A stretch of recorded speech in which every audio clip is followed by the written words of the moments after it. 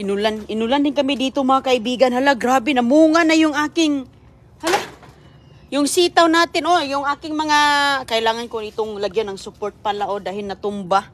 Lakas kasi ng bagyo kahapon, sus mga kaibigan, mabuti nga hindi pumunta dito yung tornado ba. Alam niyo yung ipo-ipo na makalakas? Ang lakas ng ulan kagabi, kahapon, kagabi, ngayong umaga rin, oh. Parang paulan pa rin, hindi pa tapos, natumba talaga, oh, wala kasing support yung aking mga okra, oh. Ang dami natumba po at saka yung sitaw, oh. Hala, nagbulaklak na mga kaibigan. Ang tira ng, ano yun? Ang tira ng malaking, yung kumakain ba? Hala ka. Ayan, oh, basta yun yung ginagawa ko. Ang ginagawa ko lang dito is, oh, ayan, oh, nagsibol na naman siya, oh.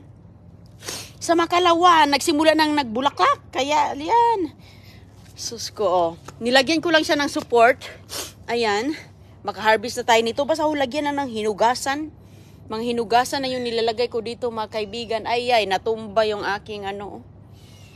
Walang gastos na mga pang-ulam. Nasa bakuran lang, oh. Sos, natumba ang aking, namunga pa naman ito. Kamatis ba? Namunga na at saka nagtanim ako ng maraming tanglad, oh.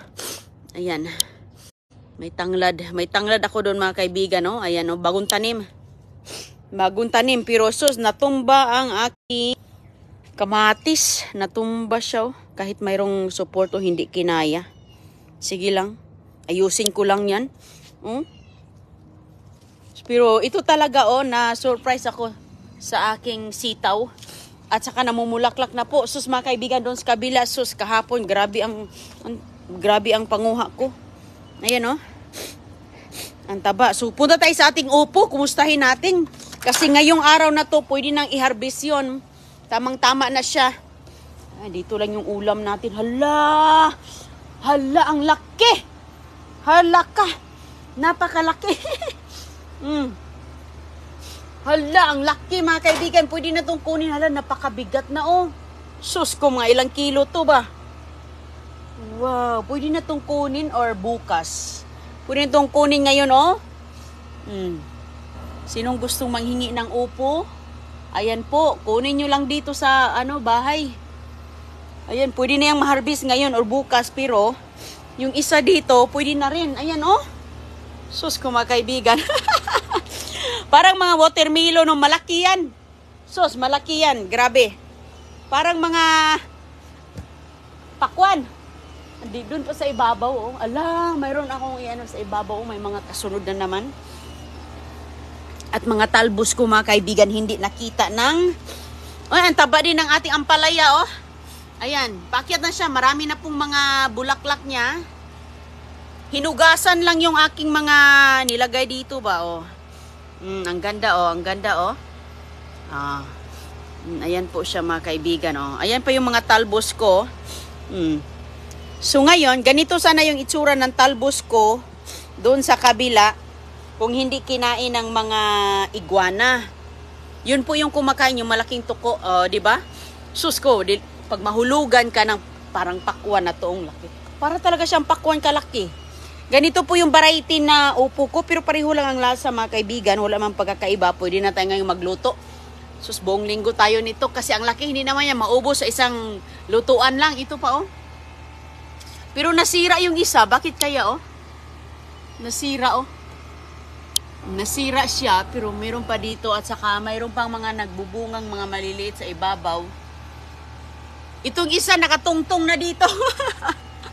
Nakatungtong talaga siya, oh, kakatuwa naman to. Kailangan ko yung lalagyan ng, kasi matusok sa ilalim. Lagyan ko ng rubber. Pwede na yung makuha din. Ito ang kukunin natin ngayon kay malaki na siya. Yan ang lulutuin ni Inday Runeng. Wow, grabe kalaki naman to. Uy! Sus, libre na talaga yung ating ulam bag. Isahin to mga kaibigan, kasardinas. Sardinas lang, mangamoy lang ng sardinas, ayos na. Sarap yung gisahin, oh. Tapos, pwede din giniling, manguha tayo ha. Mag-harvest tayo. Umulan mga kaibigan. Ayan, oh, nagsisimula na naman, oh. Mayroon doon, oh, sa ibabaw. Maganda ang upo, di ba? Kasi nga, pasunod-sunod siya. Yung bunga niya. Mayroon ako nabigyan na yung unang harvest ko, binigay ko sa kaibigan ko. At saka, oh, kung sinong gusto. Kaso lang malayo talaga kami dito sa isa't isa. Ang layo talaga, kaya sus ko naman. Kung malapit lang talaga tayo, ay tiyak, magkakaroon talaga kayo mga kaibigan kahit isang piraso. Ayan, oops. Ayan. Umuulan na naman dito. Sus ko, oh. Ayan. Mabigat kasi to eh.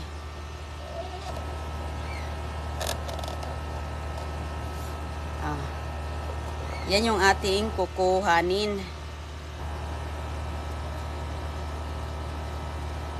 Mabigat. Ilang kilo kaya to? Allah! Sus ko. Malaki pas mukha ko. Malaki pas mukha ko. Itong isa, kukuha ako ng konting cloth. Kaya para hindi masira yung ilalim kasi matulis pa naman yung aking ang bakod. Ayan po. So ito yung bagong harvest natin, oh.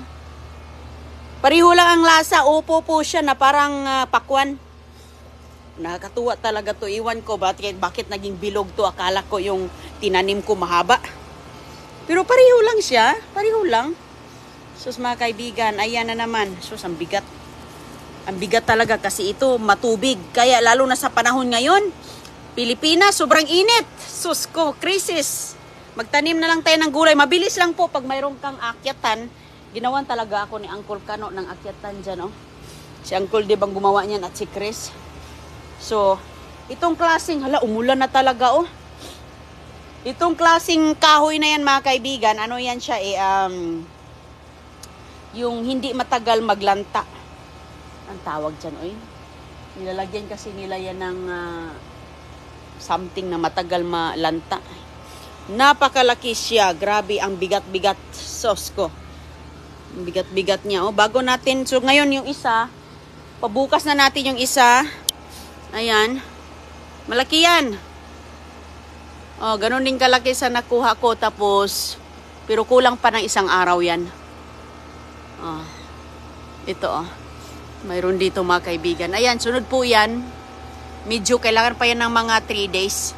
Ito, pwede na yan kunin bukas din. So, mayroon tayong extra dalawa. Si Ate Isiit, malayo man siya. Gusto, paborito niya yung upo eh. Kasi nilalagyan niya ng, nilalagyan po niya ng puset. Oh, no, ang tawag doon. Ayan, oh, sa ibabaw. Oh, mayroon pala doon, oh. Ayan o, hala, ang dami palang mga bulaklak sa ibabaw. Hindi ko nakita doon sa ibabaw, mga mataas kasi yan. Tapos, sus ko, gisahin lang yan kahit lauoy ba yung pasok muna natin. Tapos yung alugbati, manguha ko ng alugbati. Manguha tayo ng alugbati mga kaibigan, kaya yung alugbati natin, daming dahon. Hi CJ. Ayan si CJ. Oh, ano siya man? Ay, sus ko, gustong hawakan. Mahulog yan, mabasag. Gusto niyang hawakan, kasi yung isa, hinawak-hawakan niya. Mabigat yan doon, hindi mo yan kaya. Meron ka pang bit-bit. O, sige na. Gusto niyang hawak-hawak. Uy, huwag mo kainin yan. Sus ko, hilaw pa to. Si CJ. Kumakain kasi si CJ na hilaw. Ay, bata to pati. Malunggay na hilaw, kinakain. Manguha tayo ng, dito ka lang, Dodong. Dito, punta ka sa playroom. Punta ka sa playroom ka. Sige na. Sige na, halika. Naglalaro lang siya sa, yung palaruan. Manguha tayo ng talbos. Sige na, Dong. Manguha mo na. Sige, yan, pumunta na siya doon. Manguha tayo ng talbos kay sus ko. Sarap pa naman ng alugbati, si CJ. Nakulangan ng alugbati kahapon. Nagluto ako. Gustong-gusto niyan. Taba-taba din kasi ng alugbati na yan. Ay, bebe. Wag. Yeah, turn off natin. Okay. Ayan. Manguha tayo. Diyan ka lang kay maulan, bebe. Diyan ka kay maulan. Mamaya ko na lang trabahuin yung okra ko. Mabilis lang yan. Lagyan ko lang ng pantungkod. Umulan naman kasi eh. Ayan mga kaibigan, sus ko, mahal ang gulay. Uy, ngayon. Magtanim na talaga kahit papaano. Ilagay nyo lang sa paso. Kasi lalo na sobrang init ba? Pag sobrang init, mahirap magtanim. Kaya tiyaga lang talaga. Kaya mahal ang mga tinda sa... Hala, ayan Hala, dubli pala. Nagpunla pa ako. Ang dami ko ng alugbati, pero nagpupunla pa rin ako. Hello, Juan! Texas! Kumusta, Jo? Kumusta ang mga bata, Jo? Sus, Juan, sana makapasyal ka dito, Jo. Pasyal ka dito, Jo. Ayan, welcome ka dito sa bahay, Jo. Pasyal ka, may time. Ayan, Nagtanim ako ng mga kunting mga punla. Alugbati to, ang dami ko na. Pag tumaas yan, ito, Dalawa pala ang seeds dito, Sa alugbati, mga kaibigan, maganda mag-seed, magbuto kasi nga matagal Matagal mamunga ba? Kasi pag magbunga na yung alugbati, mahina ang kanyang dahon. Ayan, Sus ko, ang dami na namang tumubo. Sus, ang talbos ko. Naku, saan ako mauuna? Nakapaso lang to kasi dito sa amin, 5 minutes lang ang dagat. So pag ganyan po, puro buhangin yung lapag. Tapos pag malakas ang ulan, naku, mahirap. Ayan mga kaibigan, ang alugbati ni Inday Roning, di ba nakakuha lang ko nung isang araw. Dami na namang mga tumubo. Tapos dami pa kong tanim doon. Kaya sus, mahal ito Ayan, yan ang kukunin ko po. Ito ang kukunin ko, Ayan. Ayan po ang kukunin ko. Sus ko parang lapad ng kamay. Grabe, basta. Ang nilalagay ko lang dito, yan ang aking mabuti naman, Jo. Okay ka lang dyan. Magluto na naman tayo ng alugbati, Jo. Gustong-gusto ni Junior. Sus ko kahapon, nilagyan ko ng dilata. Ay, sus ko ang batuta. Gustong-gusto niya, nakulangan. Pero pag din ako, magluto ng tinula, simple lang to mga kaibigan, kay ito ang sus, ito yung pagpunta ko sa doktor, sabi niya, binigyan ako, number 1 talaga, gulay ang ipakain sa bata. Si CJ, pirausog. Sus ko. Walang yan, hindi yan nagba-vitamins. Ayan, merong mga... Kasi kapag masagana silang kumain ng mga ganito, pwede na yung walang vitamins. Kasi ang vitamins, galing man yan sa gulay. So, lagi naman yung chine-check. Ayan po. Ginaganito ko kay hindi ko nakuha nung nakaraang araw. Kasi yung kinuha ko, yun lang mga sanga-sanga. So ngayon, maluluto pa naman, ang ganda-ganda pa kaya, Inulan kahapon, kaya sobrang taba. Ay. Yan lang, hindi na ako na pumupunta ng tindahan. So ito pa ba'y takbuhin ko sa Asian store. Layo-layo pa ng Asian store. Tapos pagpunta mo doon, walang alugbate. Okay. Ayan mga kaibigan.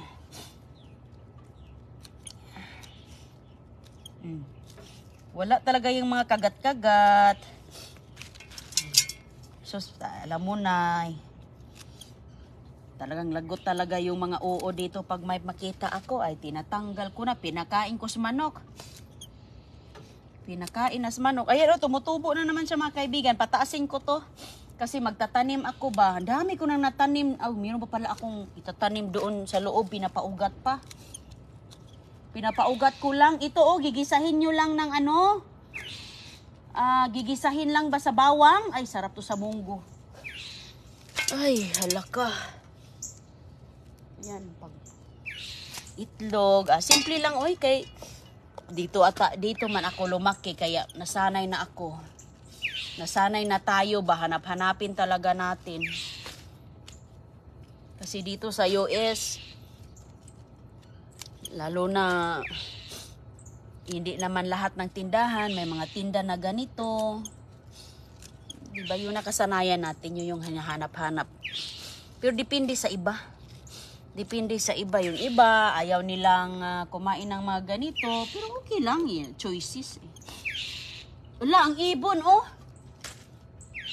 Hala, ang ibon oh, parang ayaw niyang umulan oh. Nagsigaw-sigaw siya. Nagsigaw-sigaw yung ibon. Ay, ang yaman natin sa gulay, Juan. Sus ko, Jo. Yan si Juan, busy yan siya. Baka ano lang niya, kauwi lang niya. Busy. Sige lang kay pahinga din pag may time. Mayaman tayo sa mga gulay. Sige. Gulay lang gulay. Araw-araw. Oh, sus ko. Ayan o. Inano ko na mga kaibigan. Tinanggalan ko na. Parang kinalbo ba? Kasi magdadahon din yan. Magsanga. Ayan o. Kung mataba siya, yung mga hinugasan nyo, dyan mo ilagay sa... Ayan, mga sunflower ko dito, be. Tingnan natin, oh, namumulaklak ng todo. Ayan, oh. Namumulaklak, natutumba na nga sila kay lakas ang ano eh. Ito pa, oh. Kakukuha ko lang ng talbos kamote. Tapos yung kangkong natin, oh, kasi simula pa lang nila, oh. Ayan, ayan. Sus ko, ang dami na naman nating sibuyas. Yung sibuyas ko. Ay, yung bilis tumubo ng sibuyas, oh, pag maulanan talaga. Pag maulanan sila, mga kaibigan, hindi ko man ito maubos itong sibuyas na to. Oy, kay dami man. Pero ano ba, pag may pumupunta dito, wala man tayong ibang maibigay, kundi yung mga ganito. Yung kaibigan ko pumunta nung alaka, yung patula natin, hindi ko nabisita. Ay, hindi ko nabisita. Baka pumunta na naman yung sa kapitbahay, patula na yun. Yung kaibigan ko pumunta dito, sabi niya, manghingi daw siya ng malunggay. Ay, sus. Malunggay ko, napunta na sa kapitbahay, pinutol ko na. Sabi ko sa kanya, wala. Next time na lang. Tawagan ko siya kay pinutol ko mga kaibigan dahil sobrang haba na, 'di ba? Mababali din kasi eh. Okay. Oh, dito na lang tayo maghimay. Hala, grabe, ang ganda din dito dahil maraming ibon. Para ring ako nasa probinsya.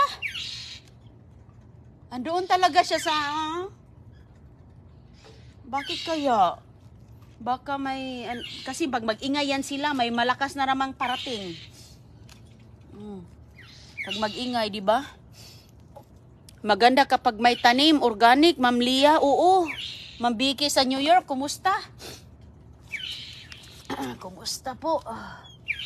Hala, nag-ingay talaga yung mga ibon, sarap pakinggan. Nako, punta tayo sa patula, kaya baka may harvest tayo.